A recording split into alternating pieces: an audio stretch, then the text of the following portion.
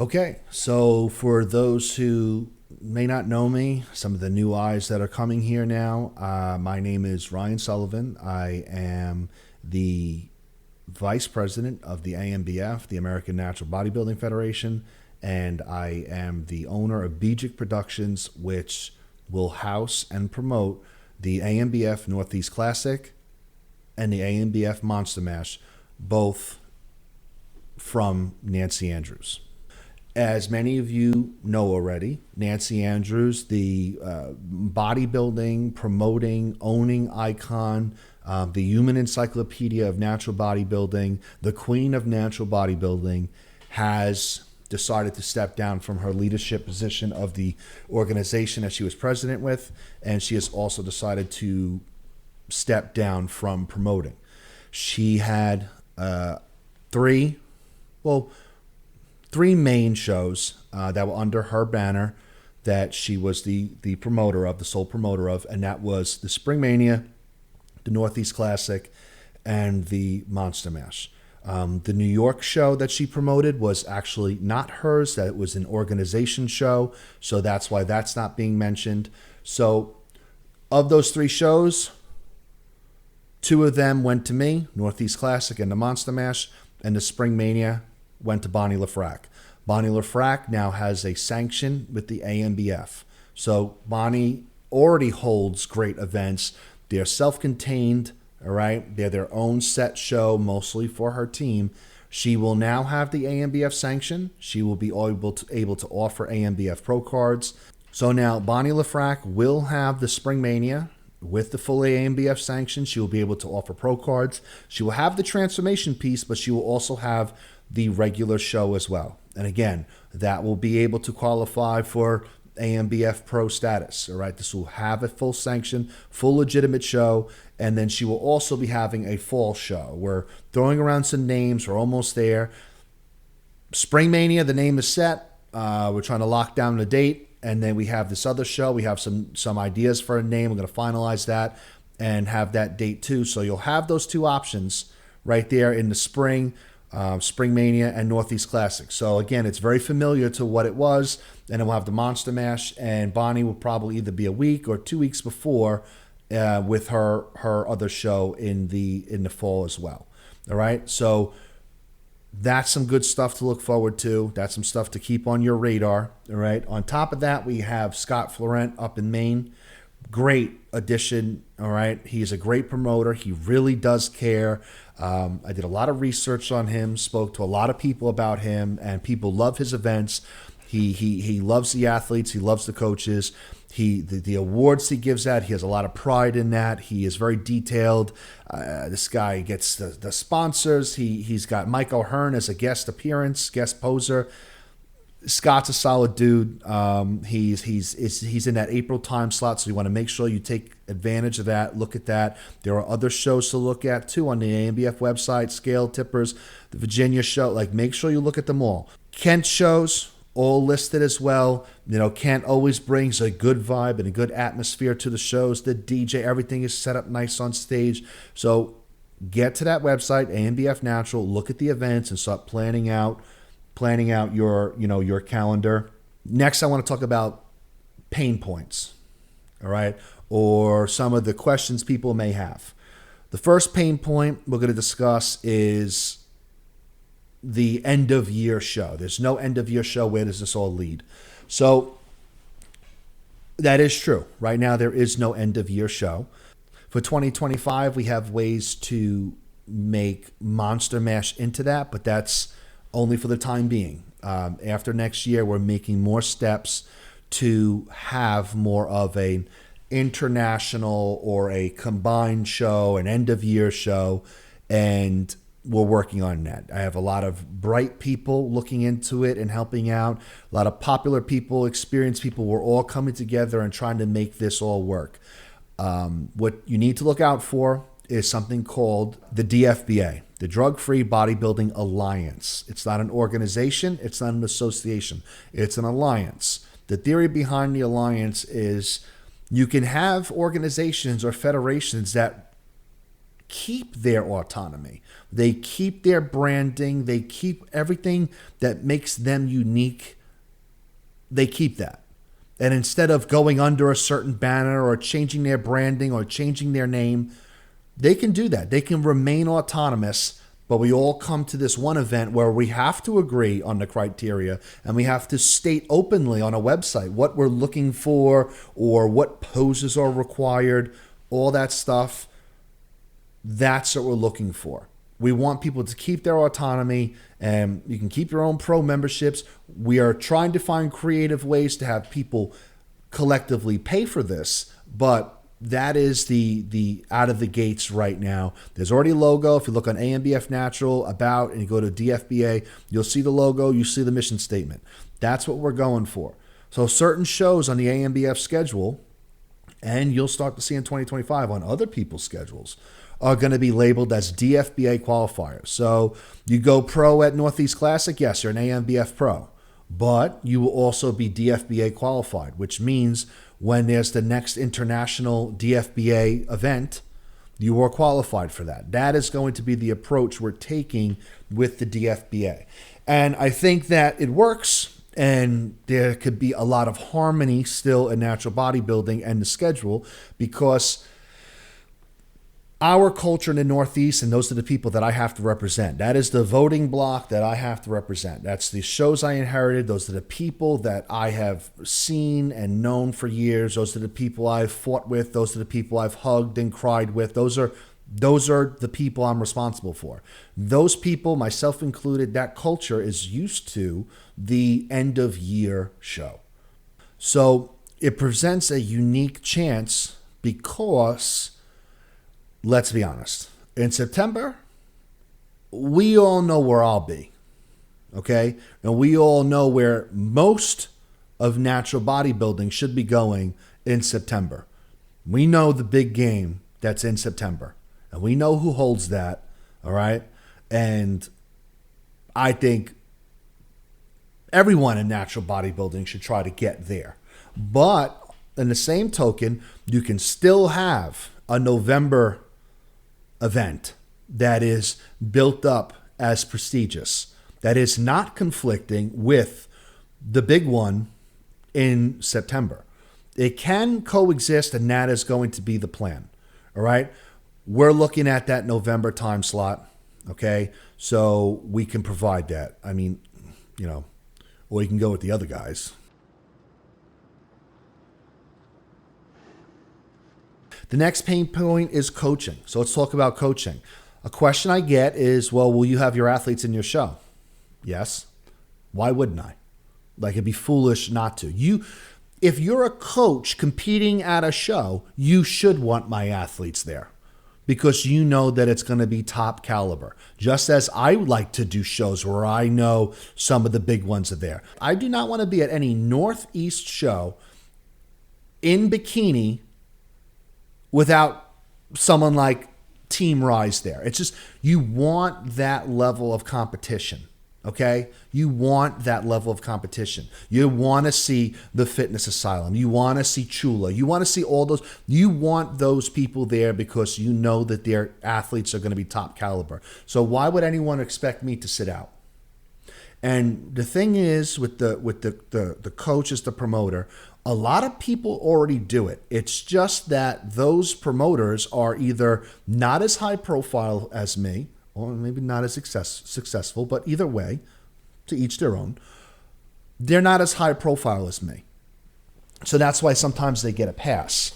Now, I never want to win in a dubious way. I wouldn't be able to look myself in the mirror. I don't care about a stat if the stat has no story behind it or no meaning. I don't care about that. I don't pad my wins like a lot of other people do, making up, 47 world titles. No, you don't. No, who are you kidding? No, you don't.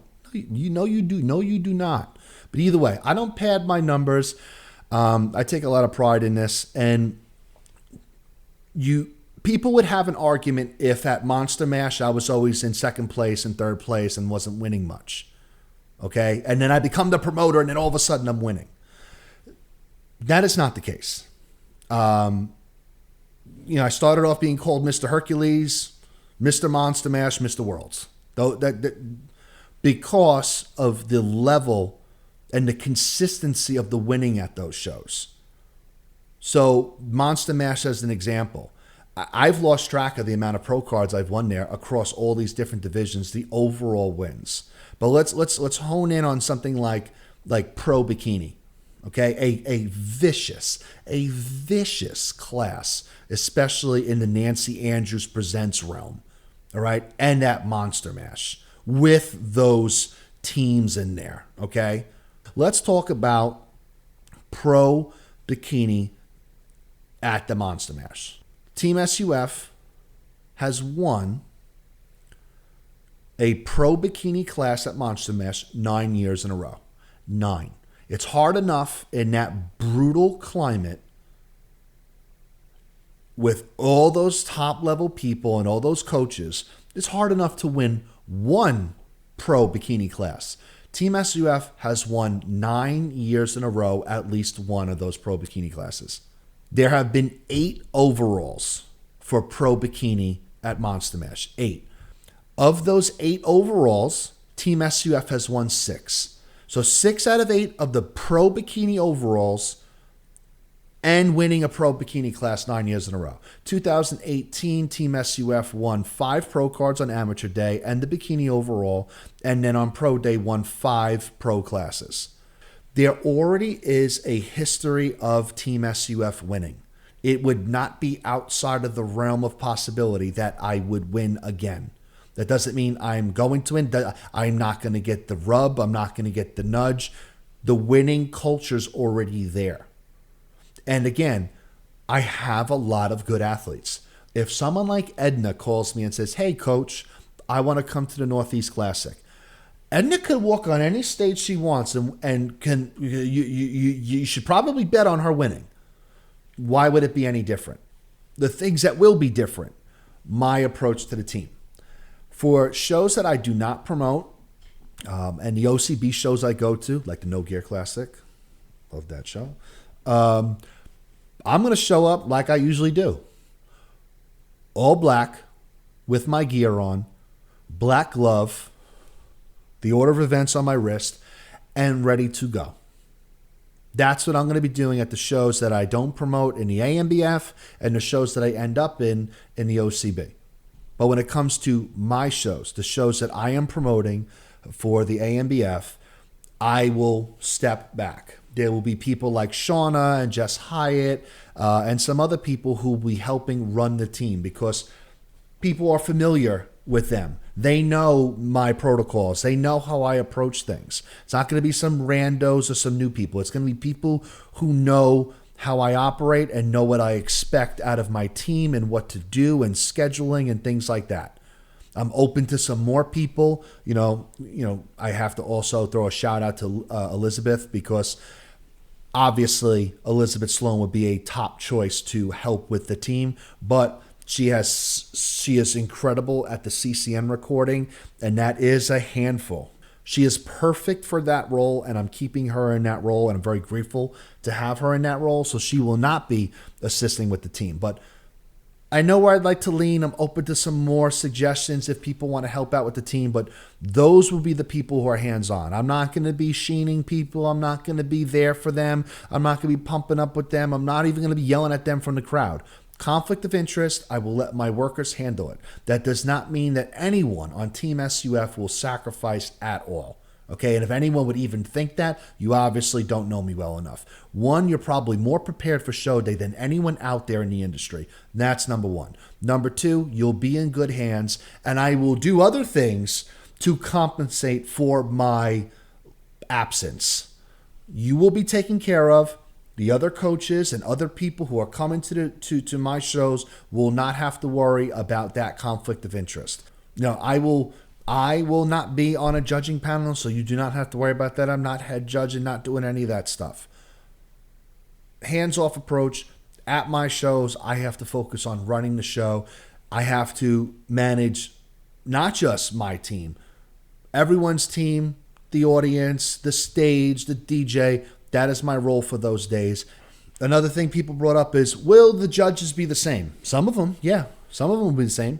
I've known over the years which judges are a problem, which ones I'm not interested in. And some of those people have just weeded themselves out, which, that's fine. But in terms of judging and infrastructure, if certain people are good, then you don't get rid of them. And I know who's good. I know who I can rely on. The people I've talked to for years, I know that they get the vision and they're reliable, they're dependable.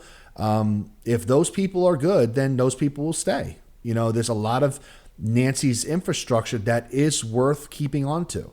Then there are other parts of the infrastructure that I may not have a use for. It's nothing personal to those people, or anyone else involved, but I have to make my own path here. And I know what I've picked up on over the years, and I know where I want to focus, and I know who I can rely on. And I know certain people are going to step up and come out of nowhere. I know certain people are going to be just as reliable under me as they were with Nancy. That stuff I'm going to have to, I'm going to, to figure out. In terms of the shows themselves, I'm going to come in swinging. We're coming in with different branding. We're coming in with different approaches. We're changing up the medals. We're changing up the feel of a lot of stuff. And that's fine. I think it's healthy to have that type of change. But I'm going to make some mistakes. I feel like I'm going to do certain things very well, and I may make some mistakes. You got to remember, I'll be a first-time promoter. All right. I think I will be one of the best first-time promoters, but I am a first-time promoter, and the one advantage for me is I seldom make the same mistake twice. Even just like the team, you can ask people like Shauna. We could go and have a monster match like we did in 2018. And on the car ride home, I'm still saying, what did we miss? How can we do better? How do we improve? What else can we offer? And it will be the same thing with the shows. I will and always will have your best interest at heart. You are my responsibility. My responsibility is to that voting block. And I have to take care of those events, and I have to take care of those people and those coaches and those teams and those athletes, because that's what I inherited. But also those are the people that I respect. Those are the people I've coached against. Those are the people I've come up with. Those are the people I've done battle with. Those are the people I've been angry at. Those are the people I've been sad with. There's so much history there, okay, that there is that respect there now. The page is turned. I am ready for this role. And for someone like Nancy Andrews, think of the status of Nancy Andrews and what she's accomplished in this industry. Think again, logically, how many people, since she started her career, how many people has Nancy Andrews come in contact with in terms of competitors, coaches, judges, promoters, friends, organization heads? She has come in contact with a lot of people. And it should say a lot that she trusts that her legacy is preserved with someone like me. It is a big deal to pass those shows on, okay? Especially with her status. So she sees something in me, and she knows and she knew that I would have that voting block, and other people as well. But the people that she took care of and the people who took care of her, I will be doing the same, okay? Those shows meant a lot and mean a lot to me, and that's why I feel that I was the best choice to take them over, because I will do well for those shows. I will do well for the area. I am familiar with the area and all the players, and I want to bring in more people and get the numbers up and do a lot of cool stuff at these shows.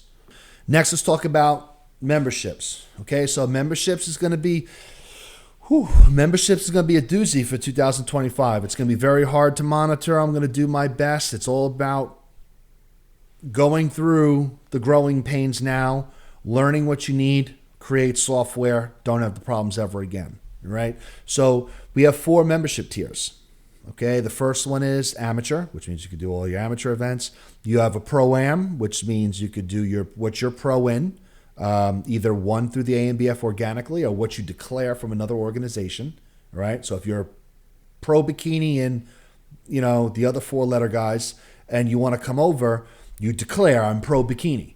So if you just want to compete in pro bikini, you just get a pro membership. You declare bikini, and that's what you're limited to, just like you're used to.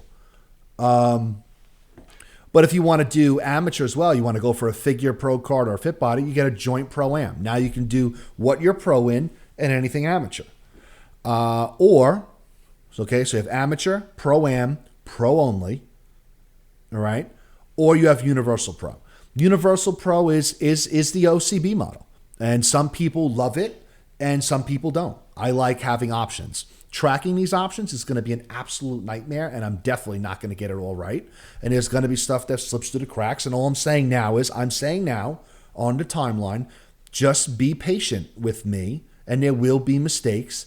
But once we get a workflow, then you get software, you won't be able to make those mistakes. Oh, I signed up for this by accident. Well, this is confusing.